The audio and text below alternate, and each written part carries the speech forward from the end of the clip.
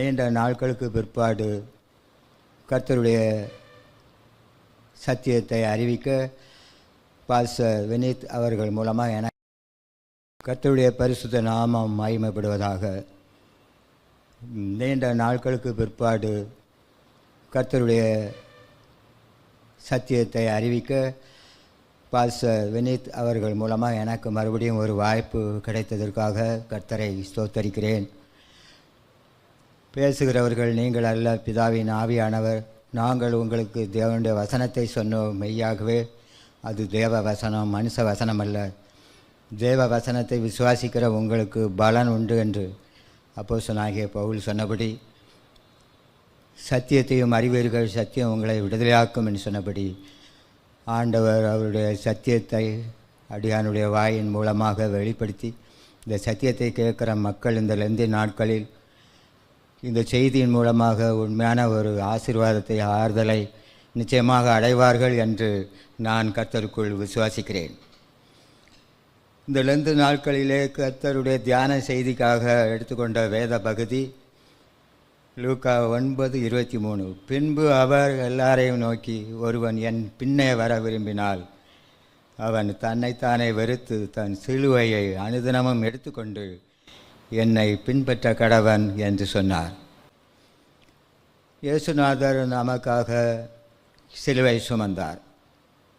அந்த சிலுவை 15 அடி உயரம், 8 அடி அகலம், 100 கிலோவுக்கு மேற்பட்ட அளவுக்கு அவர் சுமந்த சிலுவை வெயிட் உள்ளதாக இருந்தது. அந்த சிலுவையை அவர் நமக்காக சுமப்பதற்கு மனப்பூர்வமாக அதை சுமந்தார். இரத்தம் சிந்துதல் இல்லாமல் பாவ மன்னிப்பு இல்லை. இயேசு தம்முடைய பரிசுத்தமான இரத்தத்தை நமக்கு பாவ மன்னிப்பு உண்டாகும்படி அவர் கச்சமனையை தொடங்கி கொல்கதா மலை வரைக்கும் அவருடைய பரிசுத்தமான இரத்தத்தை சிந்தினார். கொல்கதா மலையிலே 3 ஆணிகள் கடாவப்பட்டவரா, 5 காயங்களை ஏற்றவரா, தலையில் முள்முடி சூட்டப்பட்டவரா, அவர் நமக்காக இரத்தத்தை சிந்தினார். நம்முடைய பாவங்களை நிவர்த்தி செய்கிற கிருபாதார பலி நம்முடைய பாவங்களை மாத்திரமல்ல, சர்வ உலகத்தையும் பாவங்களையும் சுமந்து தீர்க்கிற கிருபாதார பலியாக அவர் பலியானார். உலகத்தின் பாவங்களை சுமந்து தீர்க்கிற தேவாட்டுக்குட்டி என்று யோவான் ஸ்நானகன் சொன்னபடி, அவர் உலகத்தில் உள்ள அனைவருடைய பாவங்களையும் தம்மையில் ஏற்றுக்கொண்டு பிதாவின் சித்தத்தின்படி அவர் சுமந்து பாவ மன்னிப்பாகிய மீட்பை அவர் நமக்கு உண்டாக்கி தந்தார். 2 கொரிந்தியர் 5:21 வசனத்திலே அவரை குறித்து இப்படியாக சொல்லப்பட்டிருக்கிறது, நாம் அவருக்குள் தேவனுடைய நீதி ஆகும்படிக்கு பாவம் அறியாத அவரை நமக்கு பாவமாக்கினார். ஓகே, ஆண்டவர் நம்முடைய பாவங்களை நமக்காக ஏற்றுக்கொண்டு அவருடைய இரத்தத்தினால் நம்மளை கழுவி அவருக்குள் நம்மளை நீதிமான்களாக ஆக்கினதற்காக இந்த லெந்து நாட்களில் நாம் ஆண்டவருக்கு நன்றி சொல்ல வேண்டும். அல்லேலூயா. கல்வாரியில் தொங்குகிறார், கல்வாரியில் தொங்குகிறார், என் பாவம் நீக்க தம்மை தந்தார், எந்தன் சிலுவை ஏற்றனரே. கல்வாரியில் தொங்குகின்றார், வேர்வையும் இரத்தமும் ஆத்துமாவியாகுலம் அடைந்தாரே இயேசு எனக்காக. தந்தையே சித்தம் என்று இயேசு கதறினாரே. கல்வாரியில் தொங்குகின்றார், சிரசினில் முள்முடி சிவப்பங்கி தரித்தோராய், நிந்தையாவும் எனக்காய் ஏற்றாரே. தந்தையே சித்தம் என்று இயேசு கதறினாரே. கல்வாரியில் தொங்குகின்றார்.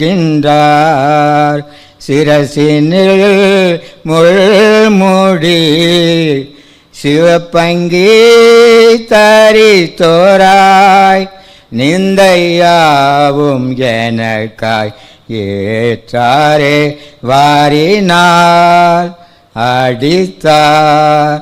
கோரமான காட்சியாகும் கல்வாரியில் தொங்குகின்றார்.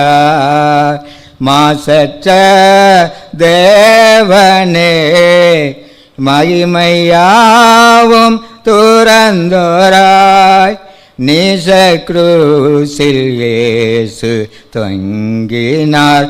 பாவத்தை போக்கியே நீதிக்கு பிழைக்கச் செய்தார். கல்வாரியில் தொங்குகின்றார். கைகளில் கால்களில் இரத்தமோ வடியுதே. உந்தன் நோய்கள் யாவும் ஏற்றாரே சுகமே அடைவாய். தாழும்பாலே குணமடைவாய். கல்வாரியில் தொங்குகிறார். எத்தனை துன்பங்கள் என்னையோ மீட்கவே தியாக பாதை இயேசு காட்டினார். நித்தமும் அவரின் பின் சென்று வாழ்ந்திடுவேன். கல்வாரியில் தொங்குகின்றார். கர்த்தருடைய பரிசுத்த நாமத்துக்கு ஸ்தோத்திரம். கர்த்தர் அவர் இந்த உலகத்தில் இருக்கிற நாட்களிலே உலகத்தில் உங்களுக்கு உபத்திரவம் உண்டு என்று சொல்லி ஆண்டவர் சொன்னார். வேதத்திலே 1 பேதுரு 1:6 உபத்திரவம் அவசியம் என்று சொல்லப்பட்டிருக்கிறது. இன்னுமாக 119 சங்கீதம் 71 உபத்திரவம் நல்லது என்று சொல்லப்பட்டிருக்கிறது. அது மாத்திரமல்ல, கிறிஸ்துவனிடத்தில் விசுவாசிக்கிறதுக்கு மாத்திரமல்ல, அவர் நிமித்தம் உபத்திரவப்படுவது உங்களுக்கு அருளப்பட்டிருக்கிறது என்று பிலிப்பியர் 1 பிலிப்பியரிலே நாம் 2 நாம் வாசிக்கிறோம். ஹல்லேலூயா. அருமையானவர்களே, உலகத்தில் உங்களுக்கு உபத்திரவம் வரும் என்று நான் சொன்னேன். அப்படியே வந்து நேரிட்டது என்று தெசலோனிக்கருக்கு அப்போஸ்தலனாகிய பவுல் சொல்கிறார். ஆகவே உபத்திரவம் இந்த உலகத்தில் இயேசுக்கு மாத்திரமல்ல, அவரை பின்பற்றுகிற ஒவ்வொருவருக்கும் அந்த உபத்திரவத்தை ஆண்டவர் சொல்லியிருக்கிறார். இயேசு கிறிஸ்து இந்த உலகத்தில் இருந்த நாட்களில் மனுஷகுமாரன் பாவிகளின் கையில் ஒப்புக்கொடுக்கப்படுவார். அவர்களால் அவர் பலவிதமான பாடுகளுக்கு உட்படுத்தப்படுவார் என்று தன்னுடைய பாடுகளை குறித்து அவர் சொன்னபடியே 1 கொரிந்தியர் 15:3 வேத வாக்கியங்களின்படியே அவர் கல்வாரி சிலுவையில் மரித்தார். வேத வாக்கியங்களின்படி அவர் பாடுகளை பட்டார் என்று சொல்லி நாம் பார்க்கிறோம். நம்முடைய மீறுதல்களின் நிமித்தம் அவர் காயப்பட்டார். நம்முடைய அக்கிரமங்களின் நிமித்தம் அவர் நொறுக்கப்பட்டார். நமக்கு சமாதானத்தை உண்டு பண்ணும் ஆக்கினை அவர் மேல் வந்தது என்று. அவை இயேசு கிறிஸ்துவினுடைய பாடுகள் குறித்து தாம் தீமைக்கு தீமை செய்வது மிருக சுபாவம், நன்மைக்கு நன்மை செய்வது மனித சுபாவம், நன்மைக்கும் தீமை செய்வது பிசாசின் சுபாவம், தீமைக்கும் நன்மை செய்வது தெய்வ சுபாவம் என்று. அவை ஆண்டவர் நன்மை செய்து அவர் தண்டிக்கப்பட்டார். 1 பேதுரு 2:19 வாசிக்கும் பொழுது, ஏனெனில் தேவன் மேல் பற்றுதலாயிருக்கிற மனசாட்சி நிமித்தம் ஒருவன் அநியாயமாய் பாடுபட்டு உபத்திரவங்களை பொறுமையாய் சகித்தால் அதுவே அவனுக்கு பிரீதியாக இருக்கும் என்று. ஹல்லேலூயா. ஆகவே கிறிஸ்து தீமை செய்து பாடானுப்பதிலும் தேவனை சித்தமானால் நன்மை செய்து பாட அனுபவிப்பது மேன்மையாக இருக்கும் என்று பேதுரு சொன்னபடி ஆண்டவர் இந்த உலகத்தில் அவர் குற்றம் செய்து அவர் பாடுபடவில்லை. அது வேதத்தில் பேதுருவிலே சொல்லப்பட்டிருக்கிறது.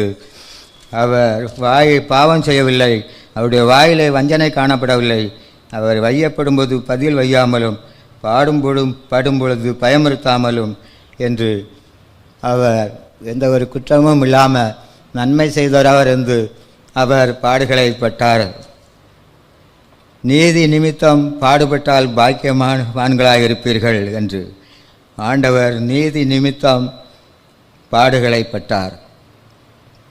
அருமையானவர்களே, இந்த நாட்களிலே இயேசு கிறிஸ்து பாடுபட்டார் மாத்திரமல்ல, அவர் நிமித்தம் நமக்கும் பாடுகள் இருக்கிறது.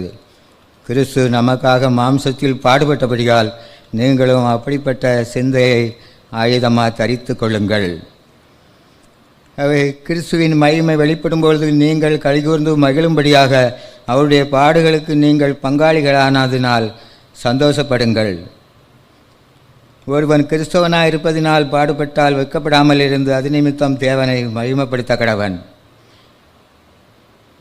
1 பேர் 4ஆம் அதிகாரம் 1வது வசனம், கிறிஸ்து நமக்காக மாம்சத்தில் பாடுபட்டபடியால் நீங்களும் இப்படிப்பட்ட சிந்தையை ஆயுதமாக தரித்து கொள்ளுங்கள் என்று சொல்லி, ஆகவே இன்றைக்கு நாம் கிறிஸ்துவனுடைய பாடுகளை, அவர் நமக்காகப்பட்ட கஷ்டிகளை தியானிக்கிறோம்.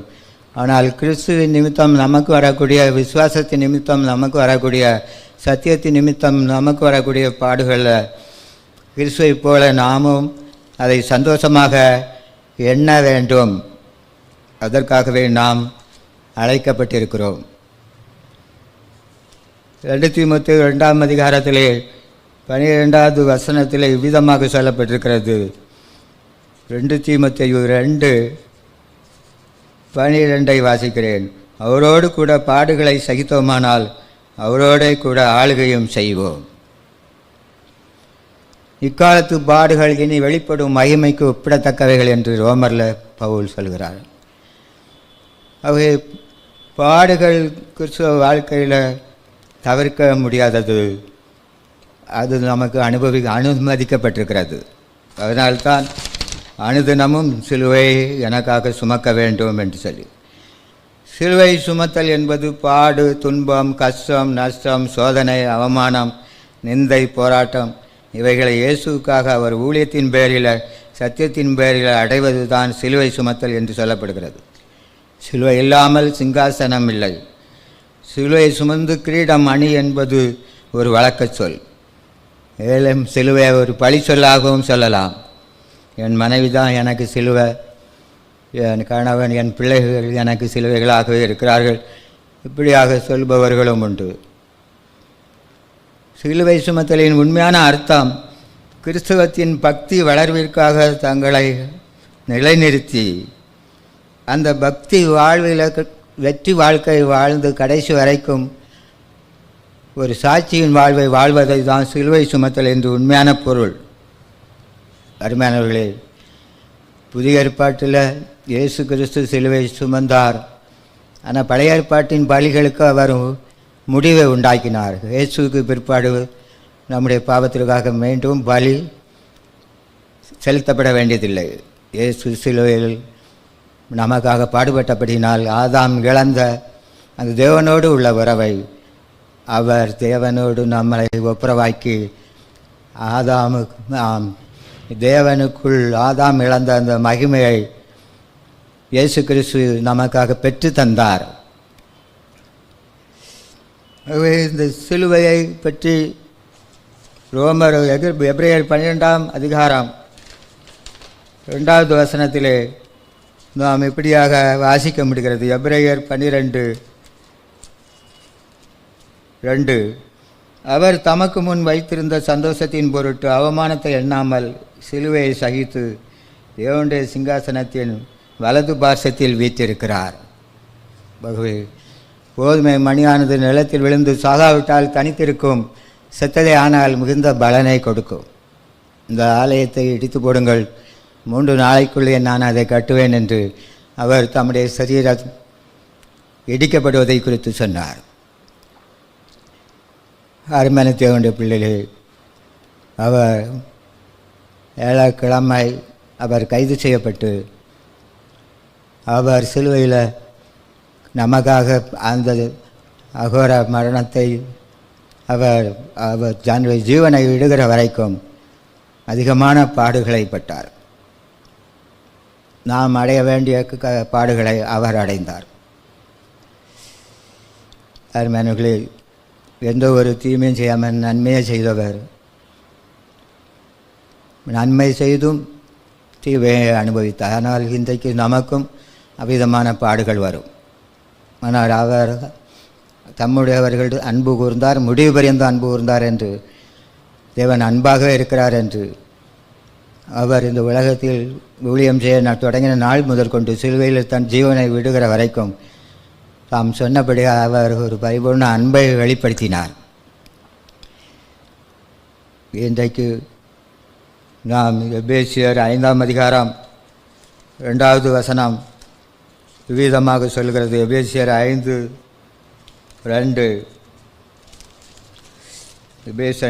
கிறிஸ்து நமக்காக தம்மை தேவனுக்கு சுகந்த வாசனையான காணிக்கையாக பலியாக ஒப்பு கொடுத்து நம்மில் அன்பு கூர்ந்தது போல நீங்களும் அன்பில் நடந்து கொள்ளுங்கள்.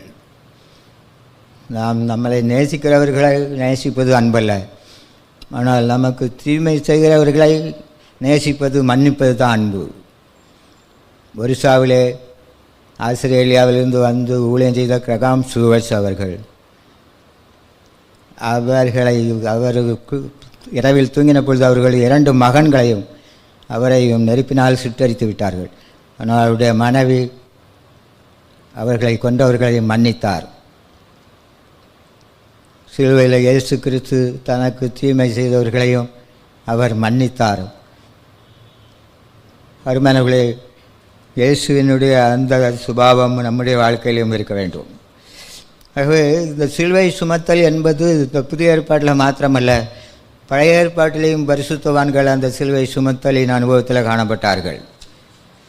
தீர்க்கதரிசிகளும் பரிசுத்தவான்களும் இன்னும் இயேசுவும் அப்போஸ்தலர்களும் அந்த சிலுவை சுமந்ததை பற்றி கொஞ்சம் நாம் பார்க்கும் பொழுது, எரேமியா தீர்க்கதரிசி எரேமியா 19:10-11, எரேமியா 20:1-2 சத்தியத்தை தீர்க்க தரிசனமாக எரேமியா சொன்னது நிமித்தம் பஸ்கூர் என்பவன் அவரை அழித்து காவலறையில் போட்டான். சத்தியத்தை விரும்பாதவர்கள் எரேமியாவை அம்மலேக்கின் குமாரன் மல்கியாவின் துறவிலே போட்டார்கள். அந்த துறவிலே தண்ணீரும் உளையுமாக இருந்தது, அதிலே அவர் அமிழ்ந்தினார். எரேமியா வாழ்ந்த நாட்களில் அவர் எரேமியா 22:21, எரேமியா 6:10, எரேமியா 25:3 போன்ற இன்னும் எரேமியா 7:23-24 ஏராளமான வசனங்கள் அவர் சத்தியத்தை சொல்லும் பொழுது அவர் அந்த இஸ்ரவேல் மக்கள் அவருடைய சத்தியத்தை ஏற்றுக்கொள்ளவில்லை. சத்தியத்தை சொன்னது நிமித்தம் அவர் துன்பப்படுத்தப்பட்டார். அது எரேமியா சுமந்த சிலுவையாக இருந்தது. எலியா உண்மை தெய்வத்திடம் மக்களை வழிநடத்த வானத்திலிருந்து அக்கினியை இறக்கினார். உண்மை தெய்வத்திடமிருந்து மக்களை பிரித்த பாகால் தீர்க்கதரிசிகளை கொன்றார்.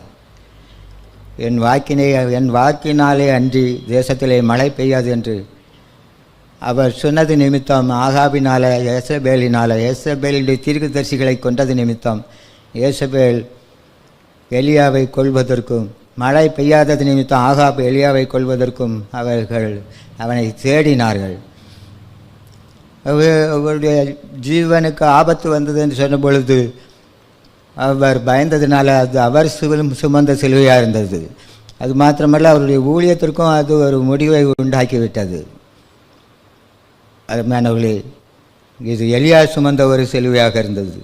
சாமுவேல் காலத்தில் தேவன், நான் எனக்கு கீழ்ப்படியாத சவுலை நான் வெறுத்தேன், என் இருதயத்துக்கு சித்தமானதா செய்வான் என்று ஈசாயின் குமாரனாகிய தாவீதை நீ போய் எனக்காக அபிஷேகம் பண்ணு என்று சொன்ன பொழுது சாமுவேல், சவுல் இதை கேள்விப்படுவானே, ஆனால் என்னை கொன்று போடுவானே என்று அவர் பயந்தார். ஆகவே தேவனுடைய கட்டளைக்கு கீழ்ப்படிவதாக இருந்தாலும் தன்னுடைய ஜீவனுக்கு இன்னொருவர் மூலம் ஆபத்து வரும் என்று சாமுவேல் அறிந்த பொழுது அது அவருக்கு ஒரு சிலுவை போல் காணப்பட்டது. ஆமோஸ் 5:10, ஆமோஸ் 7:10 வசனங்களில் தேசம் ஆமோஸ் வார்த்தைகளை சகிக்க முடியவில்லை என்று, அந்த நாட்களில் இருந்த ஆசாரியனும் அந்த நாட்களில் இஸ்ரவேலரை ஆட்சி செய்த ராஜாவும் ஆமோஸுக்கு விரோதமாக எழும்பின பொழுது ஆமோஸ் அது நிமித்தம் தன் இதயத்தில் வேதனைகளை அனுபவித்தார். இது ஆமோஸ் சுமந்த சிலுவையாக இருந்தது.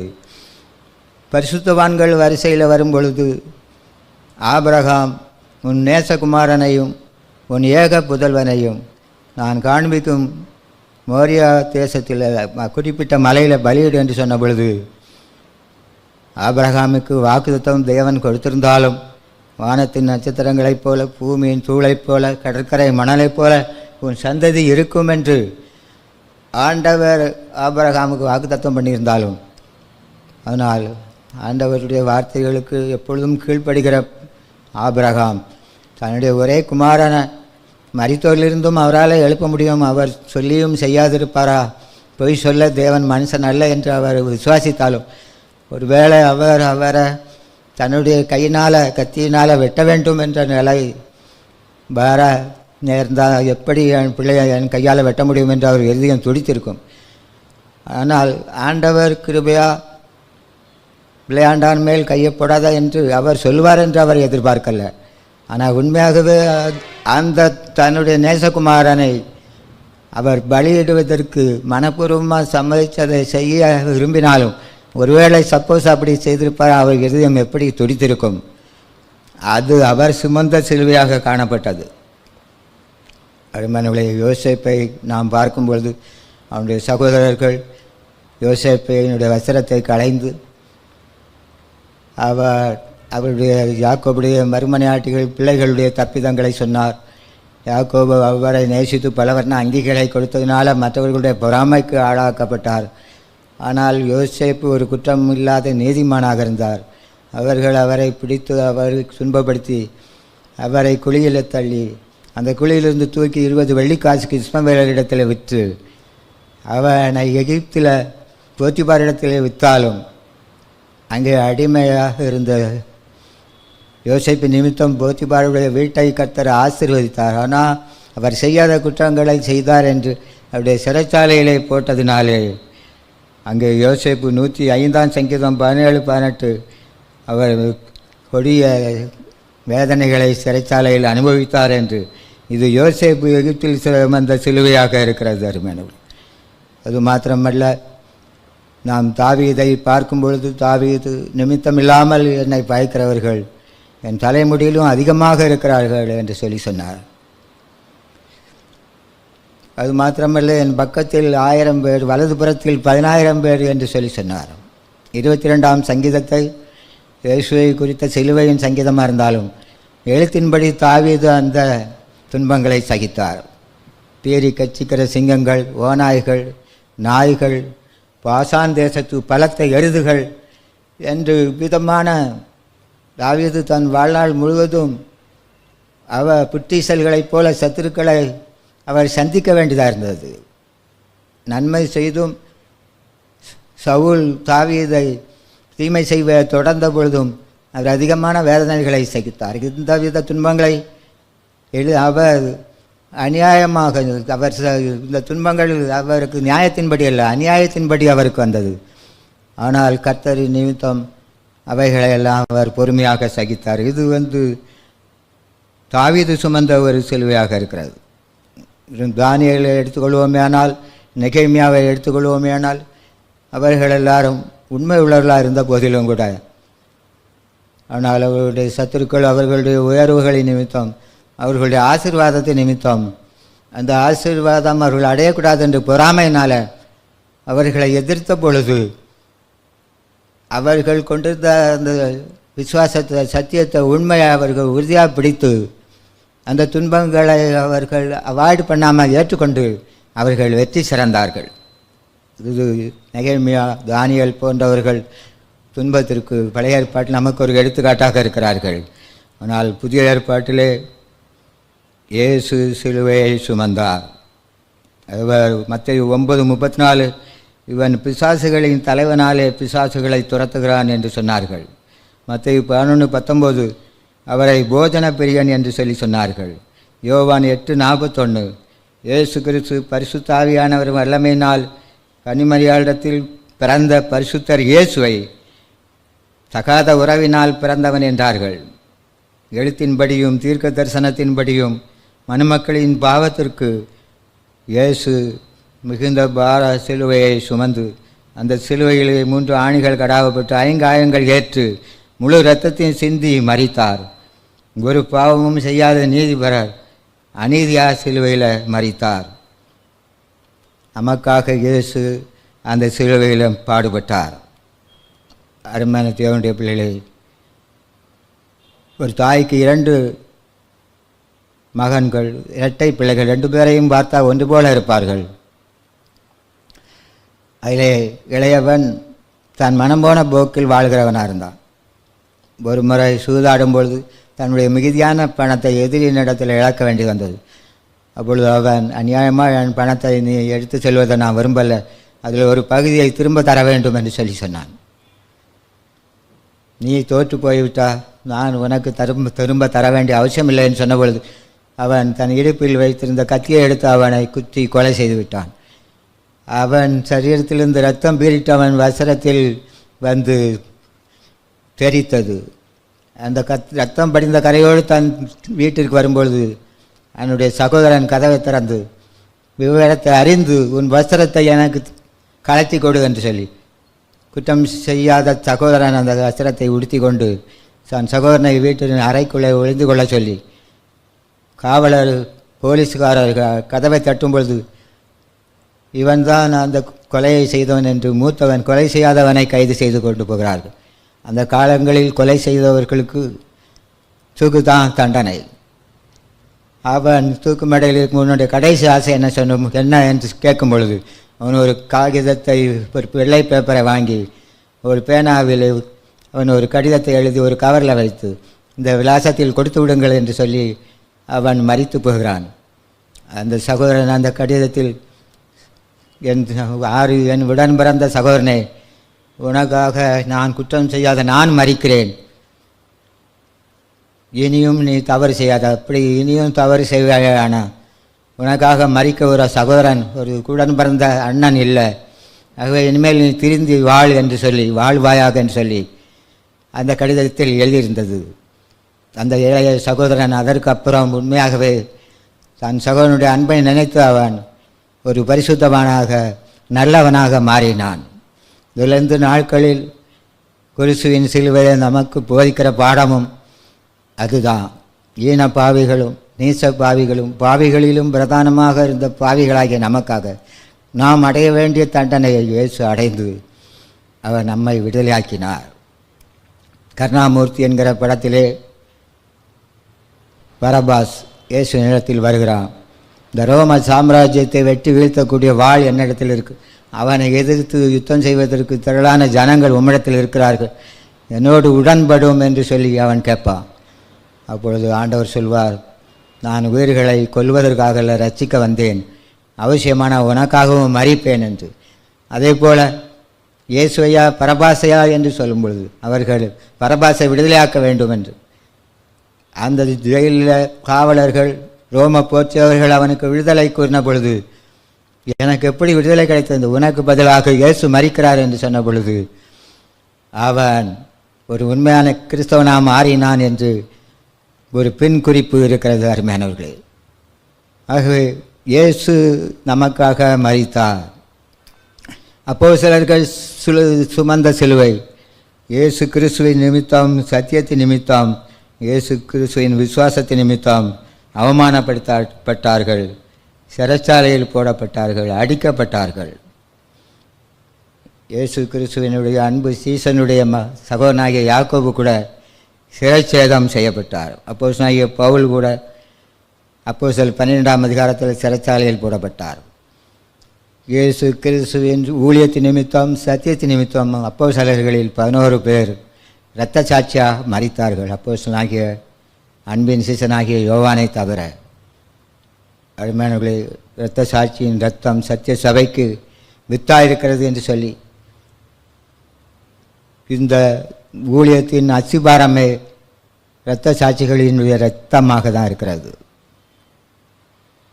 இயேசு கிறிஸ்து உலகமெங்கிலும் போய் சகல சிருஷ்டிகளுக்கும் சுவிசேஷத்தை பிரசங்கம் பண்ணுங்கள் என்று, அது மாத்திரமல்ல அவர்களை சீசர்களாக்கி ஞானசானம் கொடுங்கள் என்று, இந்த கல்லின் மேல் என் சபையை கட்டுவேன், பாதாளத்தின் வாசல்கள் அதை மேற்கொள்வதில்லை என்று சொன்னபடி இயேசு கிறிஸ்துவும் கூட அப்போஸ்தலர்களும் இந்த நாட்கள் வரைக்கும் ஆண்டவருடைய ஊழியக்காரர்களும் கிறிஸ்துவ நிமித்தம் கிறிஸ்துவின் சத்தியத்திற்காக தங்களுடைய உயிரையும் கொடுப்பதற்கு அவசியமாக இருந்தாலும் இன்றைக்கு சந்தோஷமாக கொடுப்பது நிமித்தம் இன்றைக்கு கிறிஸ்தவம் ஜீவ மார்க்கமாய் காணப்படுகிறது.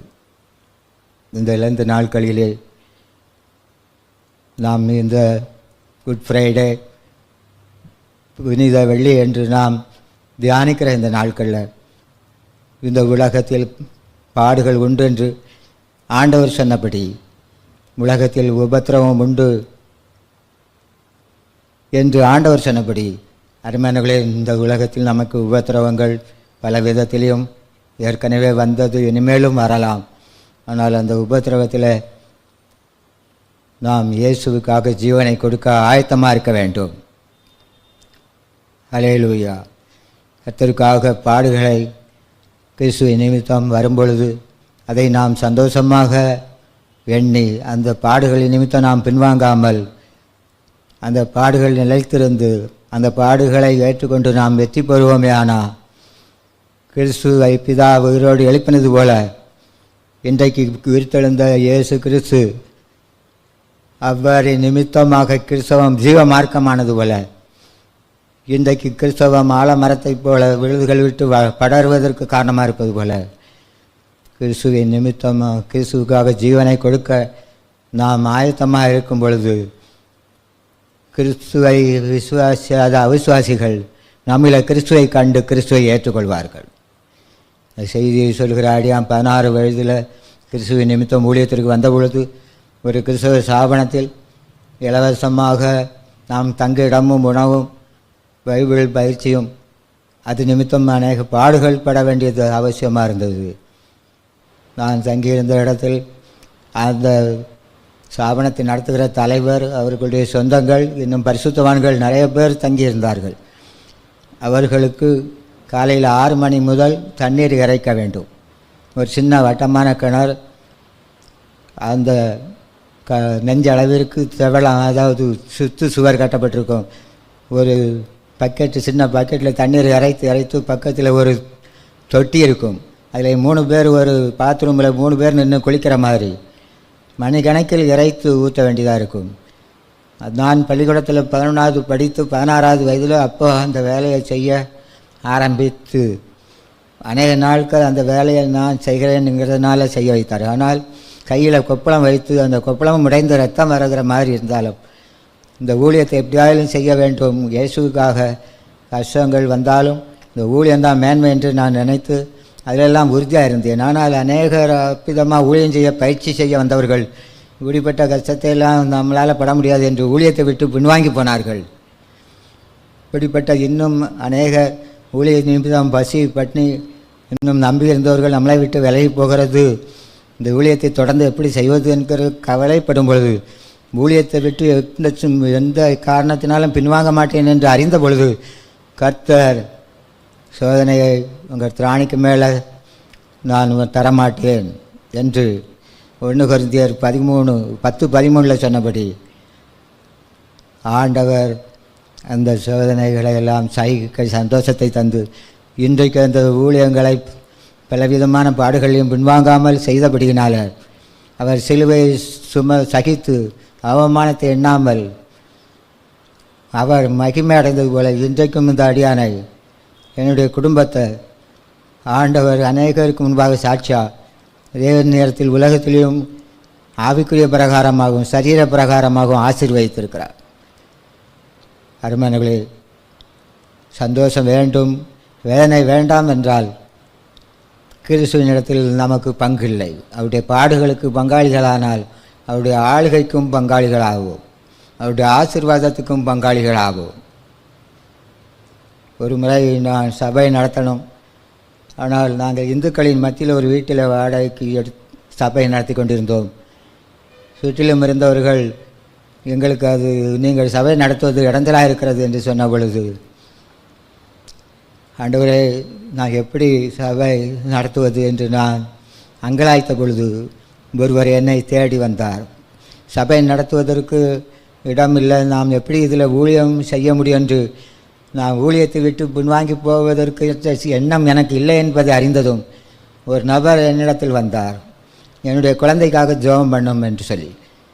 ஆனால் அவர் ஒரு பள்ளிக்கூடம் நடத்தினார். ஆண்டவர் சொன்னார், அவர் ஒரு கிறிஸ்தவ பள்ளிக்கூடம், ப்ரீகேஜிலிருந்து 5th ஸ்டாண்டர்ட் வரைக்கும் அவருடைய பள்ளிக்கூடத்தில் சர்ச்சை நடத்துவதற்கு நீர் கேள் என்று சொன்னார். ஆண்டவர் அந்த சகோதரத்தில் கேட்டபொழுது அந்த சகோதரர் அந்த இடத்தை எங்களுக்கு தந்தார். அருமையானவர்களே, ஊழியத்தில் போதுமான வருமானம் இல்லை. என்னுடைய மனைவி என்னுடைய மாமியார் கூட சொன்னார்கள், ஊழியத்தை விட்டு விடுங்கள், வேலை செய்து ஊழியம் செய்யுங்கள் என்று. ஒரு துண்டு பிரதி கொடுத்தாகிலும் நான் ஊழியம்தான் செய்வேன் என்று நான் உறுதியாக இருந்ததுனால அந்த ஊழியத்திற்கு எனக்கு பணம் தேவை என்று அறிந்து நான் எந்த விதத்திலும் ஊழியத்தை விட்டு பின்வாங்க மாட்டேன், எந்த துன்பத்திலையும் நான் விசுவாசத்தை விட்டுவிட மாட்டேன் என்று அறிந்தவுடனே ஜப்பானில் எனக்கு சொந்தக்காரர் ஒருவர் அந்த பர்டிகுலர் சமயத்தில் எனக்கு பணம் அனுப்பியிருந்தார். தொடர்ந்தேர்ச்சியாக என்னுடைய ஊழியத்தை விரும்பின ஒருவர் என் ஊழியத்தை குறித்து கேள்விப்பட்டு துபாயில் மாதந்தோறும் எனக்கு என் ஊழியத்திற்கு தேவையான பணத்தை அனுப்பினார். 1989 2004 வரைக்கும் 1ஆம் தேதி ஆனால் அவரிடத்திலிருந்து எனக்கு பணம் வரும். அருமையானவர்களே, எவ்வளவோ அற்புதங்களை கர்த்தர் அவர் நிமித்தம் துன்பப்படுவது அவசியம், துன்பம் வரும் என்று துன்பத்தை சந்தோஷமாக எண்ணின என்னுடைய வாழ்க்கையில் நான் ஒரு அடிமட்டத்தில் எனக்கும் ஒரு எதிர்காலம் உண்டா, என் விளக்கும் எரியுமான்கிற நிலையில் இன்றைக்கி என்னுடைய விளக்கை ஆண்டவர் பிரகாசமாக எரிய வைத்திருக்கிறார். என்னுடைய மூத்த மகன் மெரிட்டில் அவன் MBBS MD முடித்து இன்றைக்கி ஒரு பெரிய டாக்டராக இருக்கிறார். என்னுடைய கடைசி மகள் JEE பாஸ் பண்ணி அவள் இன்றைக்கி NITயில் அவள் விரும்புகிற கோர்ஸு எடுத்து படிக்கிறாள். என்னுடைய 2 பிள்ளைகள் இன்றைக்கி CSC computer engineer, electronic communication engineer என்று என்னுடைய குடும்பத்தின் வாழ்க்கையை உயர்த்தி இருக்கிறார் என்று சொன்னால் இயேசு கிறிஸ்து புனித வெள்ளியில் அவர் பெற்ற பாடுகள் நானும் அதில் ஒரு பாடுபட வேண்டும் என்று நான் விரும்பினதினால்தான் இக்காலத்து பாடுகள் இனி வெளிப்படும் மகிமைக்கு ஒப்பிடத்தக்கவைகள் அல்ல. அவரோடு பாடுகளை சகித்து அவரோடு ஆளுகை செய்வோன்னு சொல்லி ஊழியத்தின் நிமித்தம் ஒரு காலத்தில் உபத்திரவப்பட்டாலும், ஆனால் இனியும் உபத்திரம் வந்தாலும் அதை சகிக்கிறதுக்கு நாம் ஆயத்தமாக இருந்தபடினால நம்மை பின்பற்ற நம்முடைய குடும்பம் சிறுமைப்படக்கூடாது, கஷ்டப்படக்கூடாதுன்னு என்னுடைய குடும்பத்தை இன்றைக்கி உயர்த்தி வைத்திருக்கார். என்னுடைய மகன் ஒருவன் எங்கள் அப்பா பைபிள் எடுத்ததுனால நாங்கள் ஆசீர்வதிக்கப்பட்டோம் என்று சொல்லி இன்றைக்கு எங்களை சுற்றிலும் இருக்கிற மக்களுக்கு மத்தியில் எங்களை ஒரு சாட்சியாக வைத்திருக்கார். இந்த புனித வெள்ளிக்கிழமை இந்த லெந்து நாட்களில் இயேசு நிமித்தம் வரும் பாடுகளையும் பின்வாங்கி போகாமல் அந்த பாடுகளையும் எப்படிப்பட்ட பாடுகளையும் சந்தோஷமாக ஏற்றுக்கொண்டு அதை சகித்து கிறிஸ்துவின் உண்மையான அன்பை நீங்கள் வெளிப்படுத்துவீர்களே, ஆனால் அடியான இன்னைக்கு ஜீவனுள்ள சாட்சியாக வைத்திருக்கிறது போல உங்களையும் ஒவ்வொருவரையும் ஜீவனுள்ள சாட்சியாக வைக்கும் பொழுது நம்முடைய தமிழ்நாடு, இந்த சென்னை இயேசுவுக்கு சொந்தமாகும். ஆண்டவர் இந்த செய்தியின் மூலமாக உங்களை ஆசீர்வதிக்க நான் ஜெபிக்கிறேன். ஒரு பாடலை நாம் பாடுவோம். வானாதி வானங்கள் கொள்ளாதவரே, வார்த்தையால் வர்ணிக்க கூடாதவரே, ஓயாமல் உம்புகள் நான் பாடுவேன் என்றுமே என்றுமே என்றென்றுமே. வானாதி வானங்கள் கொள்ளாதவரே, வார்த்தையால் வர்ணிக்க கூடாதவரே, ஓயாமல் உம்புகள் நான் பாடுவேன் என்றுமே என்றுமே என்றென்றுமே. ஹல்லேலூயா ஹல்லேலூயா ஆமென். அல்லேலூயா அல்லேலூயா ஆமென். அல்லேலூயா அல்லேலூயா ஆமென். அல்லேலூயா அல்லேலூயா ஆமென். பரலோக கவனத்தை ஈர்க்க வேண்டுமே, அப்பாவும் கண்களில் கிருபை வேண்டுமே, எப்போதும் என்னருகே நீர் வேண்டுமே, நீர் வேண்டும் நீர் வேண்டும் நீர் வேண்டுமே. ஹல்லேலூயா அல்லேலூயா ஆமென். ஹல்லேலூயா அல்லேலூயா ஆமென். அல்லேலூயா அல்லேலூயா ஆமென். ஹல்லேலூயா அல்லேலூயா ஆமென்.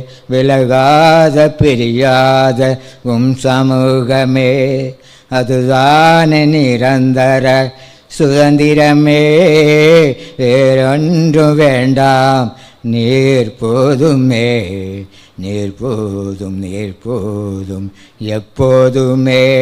ஹல்லேலூயா அல்லேலூயா ஆமென். ஹல்லேலூயா அல்லேலூயா ஆமென். ஹல்லேலூயா அல்லேலூயா ஆமென். ஹல்லேலூயா அல்லேலூயா ஆமென். ஆண்டவர் எனக்கு ஒரு மாதத்துக்கு முன்பாக ஒரு தரிசனம் தந்தார். அந்த உலகம் நெருப்பினால் எரிகிறது. அநேக மக்கள் நெருப்பில் வெந்து கொண்டிருக்கிற குடிசைகள், வீடுகள். நான் தண்ணீரை இறைத்து அவைகளை அணைக்கிறதற்கு நான் பிரயத்தனப்பட்டு கொண்டிருக்கிறேன். என்னால் முடிந்த அளவுக்கு இறைத்து ஊற்றுகிறேன். நான் சோர்ந்து போய்விடுகிறேன். வியர்வை அதிகமாக என் உடம்பெல்லாம் வியர்வையாக இருக்கு. நான் வேதனையோடு ஆண்டவரை பார்த்து சொல்கிறேன், ஆண்டவரே என்னால் முடியலையே, இந்த உலகம் அக்கினினால் எரிகிறதே, அழிந்து போகக்கூடாது, மனம் இறங்கும் இந்த உலகத்துக்கு என்று சொன்ன பொழுது மிகப்பெரிய ஒரு மழை பெய்து அந்த அக்கினியெல்லாம் அணைந்து விட்டது. ஆகவே அருமையானவர்களே, இந்த அடியானை குறித்து இன்னும் நிறைய ஊழியங்கள் இருக்கிறது. ஒரு வல்லமையான ஊழியம் இனியும் செய்யும்படி எனக்காக ஜெபித்துக் கொள்ளுங்கள். இப்பொழுது நாம் ஜெபிப்போம். கர்த்தாவே, நாங்கள் உமக்கு ஸ்தோத்திரம் செலுத்துகிறோம். ஒருவன் என்னை பின்பற்றி வர விரும்பினால் அவன் தன்னைத்தான் வெறுத்து தன் சிலுவை அனுதினமும் எடுத்துக்கொண்டு என்னை பின்பற்ற கடவன் என்று சொல்லி, ஆமாண்டவரே, உலகத்தில் உங்களுக்கு உபத்திரவம் உண்டு என்று சொல்லி, உலகத்தில் கிறிஸ்து நிமித்தம், விசுவாசத்தின் நிமித்தம், சத்தியத்தின் நிமித்தம் வரும் பாடுகளை நாங்கள் சந்தோஷமாக ஏற்று அதிலே கர்த்தாவே சபனா நிலைத்து நாங்கள் கிறிஸ்துவுக்கு ஜீவனுள்ள சாட்சிகள் என்று சாட்சியாக விளங்கி அநேகரை கிறிஸ்துவின் இடத்தில் வழி நடத்த எல்லா சூழ்நிலைகளிலும் ஆண்டவரே எங்களை தடப்படுத்தி நிலைநிறுத்தும். இந்த செய்தியை கேட்ட ஒவ்வொரு பிள்ளைகளையும் அப்படியே ஜீவனுள்ள சாட்சிகளாக மாற்றும். இந்த செய்தி நிமித்தம் அவர்கள் ஆசீர்வதிக்கப்பட்டதற்காக நன்றி செலுத்துகிறேன். இந்த செய்தியை இந்த இடத்திலே கர்த்தாவே சொல்வதற்கு பரிசுத்த ஆவியானவரும் பிதாவும் குமாரனும் உதவி செய்தது மாத்திரமல்ல, அருமையான பாஸ்டர் வினீத் அவர்களும் உதவி செய்தார்கள். அதற்காக அவர்களையும் அவர்கள் ஊழியங்களையும் ஆசீர்வதியும். இந்த 2 நாட்களில் இந்த செய்திகள் இதை கேட்குற அனைத்து மக்களுக்கும் ஒரு விசுவாசத்தையும் தைரியத்தையும் உண்டாக்கட்டும். இயேசுவின் நாமத்தில் ஜெபிக்கிறோம் ஜீவனுள்ள நல்ல பிதாவே. ஆமென் ஆமென்.